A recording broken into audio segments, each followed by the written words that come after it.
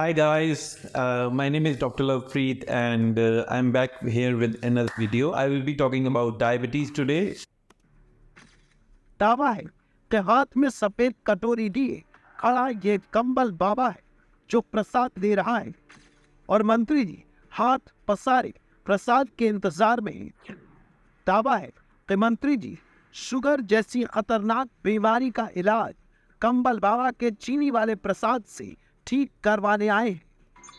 ਸੁਣਾ ਆਪਾਂ ਜਗਰੂਪ ਦੇ ਕਮੈਂਟਸ ਪੁੱਛਣ ਲੱਗੇ ਆ ਹੁਣੇ ਆਪਣੀ ਵੀਡੀਓ ਤੇ ਦੱਸਾਂ ਵੀ ਤਾਂ ਐਂ ਲੱਗਦਾ ਵੀ ਛਤਰਗਾਮ ਦੀ ਘਰ ਲਾਦੀ ਪਈ ਨੂੰ ਮੇਰੇ ਨੂੰ ਬਾਬਾ ਵਾ ਮੰਤਰੀ ਦੇ ਉਹਦੇ ਤਾਂ ਪਤਾ ਲੱਗਣ ਚਾਹੀਦਾ ਉਹਦੇ ਨਾਲ ਗੱਲ ਕਰਾ ਇਦਾਂ ਉਹਦੀ ਹੋ ਸਕਦਾ ਹੁੰਦਾ ਕੋਈ ਗੂਗਲ ਨਾਲ ਜਾਂ ਕਿਵੇਂ ਨਾਲ ਵੀ ਇਲਾਜ ਹੋ ਜਾਵੇ ਇਹ ਤਾਂ ਹੱਦੋਂ ਵੀ ਯਾਰ ਲੋਕ ਵੀ ਸਰਾ ਜਿੰਨੇ ਆਉਂਦੇ ਯਾਰ ਆਪਦੀ ਤੋਂ ਵੱਧ ਆਉਂਦੇ ਯਾਰ It is going to be a pretty long video, so I will divide it into 5 videos. The first video I'll talk about type 1 diabetes. What is type 1 diabetes? In the second video I'll talk about what is the complication of type 1 diabetes. Then in the third video I'll talk about type 2 diabetes and what is the management of type 2 diabetes. The fourth video I'll talk about what are the complications of type 2 diabetes and how to manage them. In the last video I'll talk about कि क्या steps लिए जा सकते हैं diabetes को बिल्कुल खत्म करने के लिए। यस, ये बिल्कुल खत्म हो सकती है। Type 2 diabetes can be completely eliminated just with the diet, so I'll talk that about in the 5th video. So stay tuned with me on this topic. This is going to be a pretty long topic. This is why I have divided it into different parts. पहले बात करेंगे कि type 1 diabetes क्या है। हमारे जो pancreas में sales होते हैं उसे कहते हैं बीटा सेल्स। सो जो बीटा सेल्स होते हैं उनकी ऑटो इम्यून डिस्ट्रक्शन हो जाती है। What is an auto immune destruction की हमारे खुद के सेल्स बॉडी के हमारे ही सेल्स के अगेंस्ट रिएक्ट करने लग जाते हैं, जिस करके जो बॉडी है बीटा सेल्स का काम क्या है? बीटा सेल्स का काम है इंसुलिन को सिक्रीट करना। अगर बीटा सेल्स की ऑटो इम्यून डिस्ट्रक्शन हो जाएगी, बेसिकली वो खुद ही डिस्ट्रॉय हो जाएंगे, तो बचेगा क्या? कुछ भी नहीं। जो जिस बीटा सेल ने इंसुलिन निकालना था अब वो इंसुलिन नहीं निकालेगा। जब इंसुलिन ही नहीं निकलेगा तो ब्लड ग्लूकोज को क्या होगा? ब्लड ग्लूकोज जो है वो स्पाइक कर जाएगा। और हमारे मंत्री जी जिस डायबिटीज़ में पहले ही शुगर ज़्यादा होती है उस डायबिटीज़ में हमारे मंत्री जी शुगर खा के उसे ठीक कर रहे हैं। इंसुलिन का मेन काम जो है वो है ब्लड ग्लूकोज को कंट्रोल करना। ब्लड ग्लूकोज कब राइज होता है? जब भी हम कुछ खाते हैं तो ब्लड ग्लूकोज हमारा राइज हो जाता है। उसको कंट्रोल में कौन लाता है? उसको कंट्रोल में इंसुलिन लाता है। अब ऑटो इम्यून डिस्ट्रक्शन है, बेसिकली सेल्स डिस्ट्रॉयड है, वो इंसुलिन बना नहीं रहे तो वो कंट्रोल नहीं कर सकते शुगर को, इसलिए प्रॉब्लम आ जाती है कि ब्लड में ग्लूकोज की लेवल बढ़ जाते हैं और हमें प्रॉब्लम आ जाती है। Type 1 diabetes basically type 2 diabetes से काफ़ी डिफरेंट है। ये बड़ी यंग पेशेंट्स में होता है, less than 20 years of age में होता है। समटाइम्स अराउंड 30 और 35 और 40 भी हो सकता है, बट वो बहुत कम केसेस में होता है। अराउंड 30 to 40% में केसेस में ये अबव 30 होता है। मोस्टली केसेस में ये बिलो 20 ही हो जाता है। ये बहुत ही जल्दी होता है। एक्यूट ऑनसेट है। सर एक्यूट क्या होता है? एक्यूट का मतलब होता है विद इन घंटों से डेज तक ये हो जाता है। ग्रेजुअल का मतलब होता है बहुत ही धीरे धीरे किसी चीज़ का होना। एक्यूट का मतलब होता है बड़ी जल्दी हो जाना, तो बहुत कुछ घंटों में ही हो गया। ऑटो इम्यून डिस्ट्रक्शन बेसिकली हमारे पेंक्रियाज के सेल ऑटो इम्यून डिस्ट्रॉय हो गए, एकदम से डिस्ट्रॉय हो गए। हमारे सेल ने हमारे अगेंस्ट रिएक्ट किया और वो डिस्ट्रॉय हो गए, तो इमीडिएटली एक्यूटली रिएक्शन आ जाता है। ये auto immune destruction type 1 diabetes में होती है। इस चीज़ का इफेक्ट क्या पड़ता है हमारी बॉडी पे? अगर हमारी बॉडी में ग्लूकोज बढ़ जाएगा, मान लीजिए आपने 1 किलो चीनी खा ली, फॉर एग्जाम्पल आप 1 किलो चीनी खा ली, तो अब क्या होगा? अब आपकी बॉडी आपको कहेगी मुझे पानी चाहिए। सबसे पहली बात बॉडी कहेगी मुझे पानी चाहिए। अब बॉडी में पहले ही ग्लूकोज बहुत ज़्यादा है तो बॉडी कहती है मुझे पानी दो। सो सबसे पहला सिम्टम जो आता है इसका आता है वो पॉलीडिप्सिया आता है। इसको कहते हैं पॉलीडिप्सिया, ज़्यादा पानी पीना। और जो पेशेंट है वो बार बार पानी मांगता है। सो एक्सेसिव थर्स्ट, उसको बहुत ज़्यादा प्यास लगती है। ठीक है, अब अगर ज़्यादा पानी पिएगा तो ज़्यादा यूरिन आएगा। सो सेकेंड सिम्टम इसका आता है polyuria. Okay, excess of urine patient को आ जाता है इसमें। इसके अलावा पेशेंट को बहुत ज़्यादा भूख लगती है, पेशेंट बहुत ज़्यादा हंगरी रहता है, एक्सेसिव हंगर कहते हैं इसे। आपका अचानक से वेट लॉस हो सकता है। अगर आपको कट लग गया है कहीं पे तो उसकी हीलिंग जो है वो स्लो हो जाएगी। आपके विजन में प्रॉब्लम आने लग जाएंगी, विजन आपकी ब्लर्ड हो जाएगी, बहुत ज़्यादा फटीग्ड रहोगे, बहुत ज़्यादा थके, सारा दिन थके ही रहोगे। वुमेन में स्पेशली याद रखना, वेजाइनल एरिया, जेनिटल एरिया होता है, वहाँ पे यीस्ट इन्फेक्शन बढ़ जाएंगी, सोरनेस, इचनेस, वाइटिश डिस्चार्ज बढ़ जाएगा। बच्चे होते हैं ये, वो बेड वेटिंग स्टार्ट कर देंगे, ज़्यादा सुसु बेड पे करना शुरू कर देंगे। जो इन्फेंट्स होते हैं, इन्फेंट्स बेसिकली बिलो 1 ईयर्स होते हैं, वो अपने डायपर्स को पूरी तरह से भिगोना शुरू कर देंगे। तो हम इसको डायग्नोज कैसे कर सकते हैं? तो basically the purpose of making these videos is कि आप घर बैठे इसको कैसे डायग्नोज कर सकते हैं। अभी मजा आएगा ना भिड़ो। पहली बात है, हम यूरिन टेस्ट करेंगे। Just go for a urine test and see if you have glucose और कीटोन्स इन योर यूरिन। तो ये पहला टेस्ट है जो हम कराएंगे। उसके बाद हम फास्टिंग और रैंडम ब्लड ग्लूकोज लेवल्स देखते हैं। जो नॉर्मल पेशेंट होता है उसमें जो रैंडम ब्लड ग्लूकोज लेवल होता है, रैंडम मतलब किसी भी टाइम ऑफ द डे आपने प्रिक किया और आपने सैंपल लिया और आपने ग्लूकोज चेक कर लिया। सिंपल सा क्राइटेरिया है, बिलो 11.1 एंड बिलो 200, इन दोनों में से कोई भी एक वैल्यू हो सकती है। बिलो 11.1 मिलीमोल्स पर लीटर और बिलो 200 मिलीग्राम पर डेसीलीटर, ये वैल्यू की नॉर्मल है। और अगर आपको डायबिटीज़ है, अगर आपको शुगर है, ब्लड में शुगर ज़्यादा है, मोर देन 11.1 मिलीमोल्स पर लीटर और मोर देन 200 मिलीग्राम पर डेसीलीटर हो सकती है। इसके अलावा फास्टिंग में पेशेंट की वैल्यू क्या होनी चाहिए?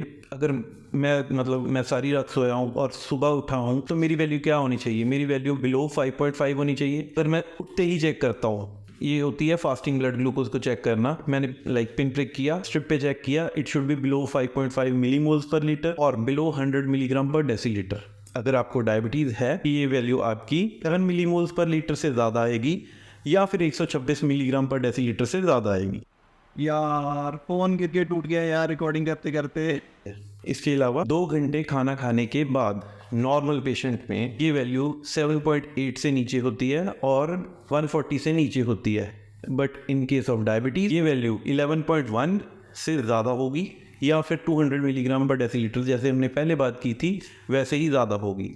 एक केस आता है कि ना तो बंदा नॉर्मल है ना बंदा डायबिटिक है, तो उस केस में उसको क्या कहते हैं? उसको कहते हैं प्री डायबिटिक कंडीशन। अब प्री डायबिटिक कंडीशन में केसेस थोड़े से डिफरेंट होते हैं। जब फास्टिंग आपकी दोनों वैल्यूज़ के बीच में है, बेसिकली 5.5 से ज़्यादा है और 6.9 तक है, बिलो 7 है बेसिकली, तो आप प्री डायबिटिक हो। ये मैं फास्टिंग की बात कर रहा हूँ, आप प्री डायबिटिक हो। और या फिर 100 से 125 के बीच में आपकी फास्टिंग की वैल्यू आती है तो आप प्री डायबिटिक हो। ये 2 घंटे खाना खाने के बाद अगर आपकी वैल्यू 7.8 से ज़्यादा आती है लेकिन 11 से कम आती है तो वो आप प्री डायबिटिक हो। और अगर आपकी वैल्यू 140 से ज़्यादा आती है और 199 से कम आती है तब भी आप प्री डायबिटिक रेंज में हो। अगर पेशेंट एसिम्प्टोमेटिक है, जैसे मैंने पहले बताया कि इतने सिम्टम्स होते हैं, अगर पेशेंट को कोई मान लीजिए कोई भी सिम्टम नहीं है लेकिन वैल्यूज़ जो है वो आ रही हैं, तो हमें 2 सेपरेट ओकेजन्स पे ये वैल्यूज़ चेक करनी होती हैं। तीसरी इन्वेस्टिगेशन जो है, हम सी पेप्टाइड लेवल्स चेक करेंगे। सी पेप्टाइड लेवल्स बेसिकली इसमें गिरे होते हैं। नंबर 4, हम HbA1c इसमें नहीं चेक करते because it is not much of a value here. Okay, it will be useful in type 2 diabetes, हम उसकी बाद में बात करेंगे। लेकिन अगर कोई चीज़ ऑटो इम्यून है हमारी बॉडी में तो वो एंटीबॉडीज बनाती है। जो पैंक्रियाज के सेल होते हैं वो 2 सेल्स होते हैं, उसमें alpha cell, beta cell. Beta का जो सेल होता है वो कुछ ऐसा दिखता है, आप देख सकते हैं स्क्रीन पे, ग्लूटामिक एसिड डीकार्बोक्सिलेज होता है। इसके अगेंस्ट जो एंटीबॉडी बनेगी वो एंटी-GAD बनेगी। सो एंटी-GAD एंटीबॉडी नंबर 1 आप डिटेक्ट कर सकते हैं। दूसरे नंबर पे आप आइसोलेट सेल एंटीबॉडी डिटेक्ट कर सकते हैं। तीसरे नंबर पे आप इंसुलिन के against insulin auto antibody detect कर सकते हैं। ओके, 3 एंटीबॉडीज हैं जो आप इसके अगेंस्ट डिटेक्ट कर सकते हैं। आप जाइए, ब्लड सैंपल दीजिए और देखिए, अगर आपका ब्लड सैंपल इन एंटीबॉडीज के अगेंस्ट पॉजिटिव है तो आप फॉर श्योर टाइप 1 डायबिटिक हो। डायग्नोसिस को क्लिनिकली किया जा सकता है। क्लिनिकली कैसे डायग्नोस कर सकते हैं हम? अगर आपकी एज लेस देन 20 ईयर्स है, मोर देन 30 भी हो सकती है कई केसेस में, बट मोस्टली ये 20 ईयर्स से कम है। नंबर 2 पे अगर आपका BMI 25 से कम है। What is BMI? Many patients have asked me what is a BMI? मैं कैसे कैलकुलेट करते हैं? BMI होता है weight in kgs divided by height in metre squares. मान लीजिए एक पेशेंट है जिसका वेट 70 kgs है और उसकी हाइट है 5 फीट 6 इंचेस। सो 5 फीट 6 इंचेस को हम पहले मीटर्स में बनाएंगे कि कितने मीटर्स होते हैं। अब 1 फीट में 12 इंचेस होते हैं तो 5 फीट में हो गए 12 × 5 = 60 इंचेस। सो टोटल इंचेस इस बंदे के, ये 5 फुट 6 इंच का बंदा है, तो 60 इंचेस 5 फीट के हो गए और 6 इंचेस सेपरेट हो गए, तो ये एडअप करके 66 इंचेस हो गए। अब 1 इंच में 2.54 सेंटीमीटर्स होते हैं, तो टोटल 66 इंचेस में 2.54 into 66 centimetre which will come out to be 167.64 centimetres. अब इस सेंटीमीटर को जब मीटर में कन्वर्ट करना है तो इसको डिवाइडेड बाय 100 कर देंगे, so the height comes out to be 1.67 metres. अब हम BMI कैलकुलेट करेंगे। BMI का जो फार्मूला था उसके फार्मूले में हम वेट की जगह वेट डाल देंगे। मान लीजिए वेट 70 है और हाइट 1.67 है, इसके मीटर का स्क्वायर आएगा, हाइट इन मीटर स्क्वायर डालनी है, सो 2 बार 1.67 डिवाइडेड बाय 1.67 होगा, so this comes out to be 25.099। Normal BMI कितना होता है? नॉर्मल BMI 18 to 15 का होता है।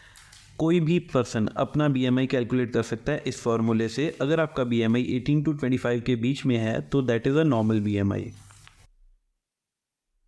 आपकी पर्सनल या फैमिली हिस्ट्री है ऑटो इम्यून डिजीज़ की, आपको कोई और ऑटो इम्यून डिजीज़ है जैसे थायराइड है या फिर कोई भी बोन की ऑटो इम्यून डिजीज़ है या किसी भी पूरी बॉडी में कहीं भी ऑटो इम्यून डिजीज़ है जहाँ पे आपके सेल्स आपके अगेंस्ट रिएक्ट कर रहे हैं, तो आप यू हैव हाई चांसेस कि आपको ये हो सकता है टाइप 1 डायबिटिक कि आप प्रोन हो। और चौथा क्राइटेरिया आपका बहुत ही जल्दी वेट लॉस है एंड आपके यूरिन में कीटोन्स हैं। ये 5 चीज़ें आपको ध्यान में रखनी है। इससे आप खुद को क्लिनिकली डायग्नोज कर सकते हो कि हाँ मुझे टाइप 1 डायबिटीज़ है। और आप श्योर होना चाहते हो तो कन्फर्मेटरी टेस्ट्स मैंने बता दिए हैं, वो हम करवा सकते हैं। जो कन्फर्मेटरी टेस्ट्स हैं हम कब करवाते हैं? नॉर्मली ये हम क्लिनिकली डायग्नोज कर सकते हैं, बट कन्फर्मेटरी टेस्ट में basically C peptide levels low हैं या फिर इसके अगेंस्ट ऑटो एंटीबॉडीज़ हैं। हम कब करवाते हैं? हम तब करवाते हैं जब हमारे पास एटिपिकल क्लिनिकल फीचर्स आते हैं। एटिपिकल क्या होता है कि नॉर्मल क्लिनिकल फीचर्स जो मैंने आपको बता दिए हैं सारे, उनसे थोड़ा सा हटके थोड़ा सा उल्टा वो क्लिनिकल फीचर्स अगर आपको आ रहे हैं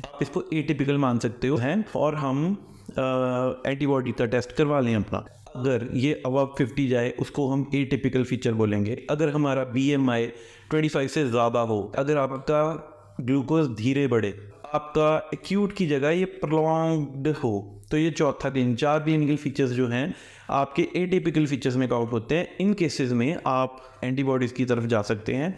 नॉर्मली अगर आप चाहें आप फिर भी जा सकते हैं, you can diagnose it with that also. इसको मैनेज कैसे करते हैं? क्यों न सीधे छत्तीसगढ़ के गृह मंत्री राम सेवक पैकरा से इस विषय में बात की जाए कि मधुमेह के इलाज के लिए कंबल बाबा की दवाई का सच क्या है। ये वो फोटो है जो वायरल हो रही है सर, इस पे कितनी सच्चाई है?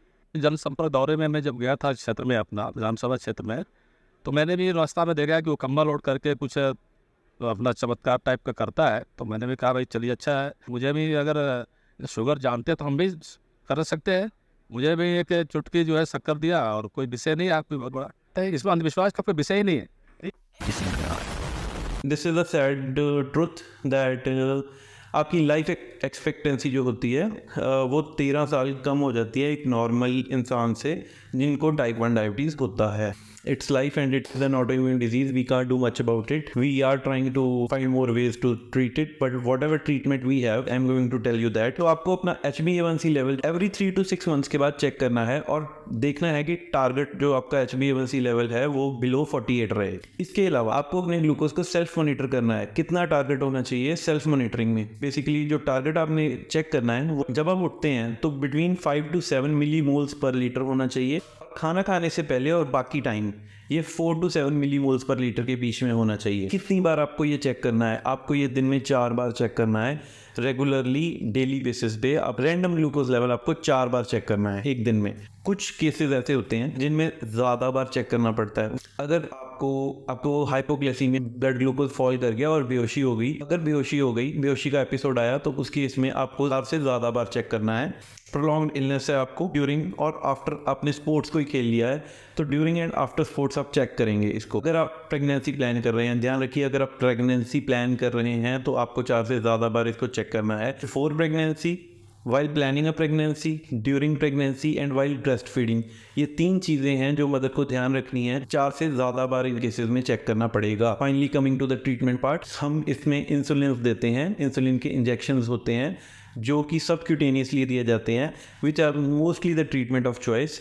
कितनी बार इंसुलिन देते हैं? 2 बार इंसुलिन देते हैं। तो इंसुलिन डेटिमर होता है, it is the treatment of choice for this. Subcutaneous injection की फॉर्म में दिया जाता है। उसका ऑल्टरनेटिव जो है वो इंसुलिन ग्लाजिन है, जो सिर्फ एक बार दिया जाता है। खाना खाने से पहले हम रैपिड एक्टिंग इंसुलिन एनालॉग्स देते हैं। कुछ केसेस में जैसे मैंने बताया था कि एटिपिकल फीचर्स हैं, BMI 25 से ज़्यादा है, आप मेटफॉर्मिन दे सकते हैं। मेटफॉर्मिन एक ट्रक है, हम इसके बारे में टाइप 2 डायबिटीज़ में डिटेल से बात करेंगे। So this is all about type 1 diabetes and how you can diagnose it at your homes. I hope this video is helpful. I am making these videos for you, this free education is for you, so that घर बैठे ही अपने treatments ले सकें। It takes a lot of effort to make this videos apart from my very busy schedule in emergency.